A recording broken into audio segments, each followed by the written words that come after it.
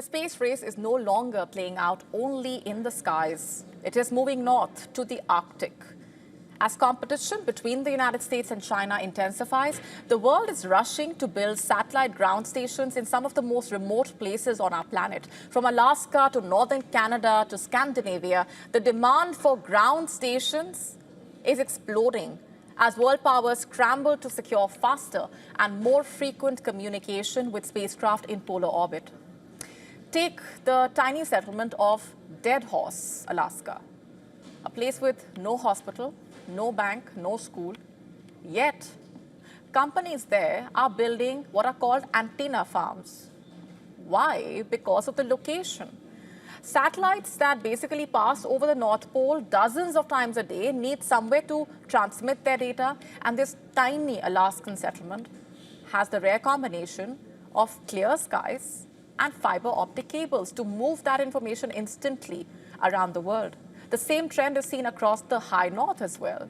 US President Donald Trump's proposed Golden Dome space-based defense system will also likely include satellites focused on the area, with the US already handing out lucrative defense contracts for work in the north. For example, Northrop Grumman Corp. In 2024, the arms maker announced the activation of Arctic payloads for the US Space Force. It has a deal worth more than $4.1 billion to make 2 polar orbiting satellites by 2031 itself. In fact, in July, Boeing won a $2.8 billion Space Force contract for 2 satellites and an option for 2 more. It's part of a $12 billion program that Space Systems Command has said will include enhanced Arctic capability. And it's not just the US, of course. China has reportedly rapidly expanded its fleet of polar satellites. A Chinese shipping company plans regular summer routes through the Arctic Ocean to Europe, part of a plan for a polar Silk Road.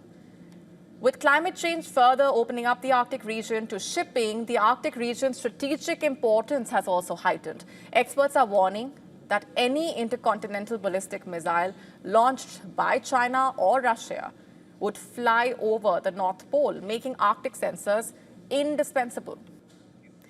But the space race is not limited to the big players. A part of Sweden has gone from being an obscure place that no one in a way heard about to now hosting 35 antennas, with more on the way. A remote town in Canada is adding new dishes to serve the government as well as commercial customers. Norway's Svalbard has the world's biggest polar station, though a 1920 treaty prevents it from being used for military purposes. But make no mistake, this is now strategic territory.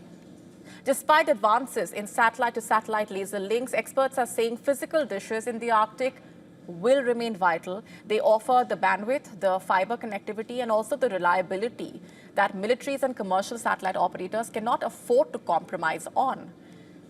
For decades, the Arctic was seen as the world's last frozen frontier, but today it has taken prime importance in the global technology and security race.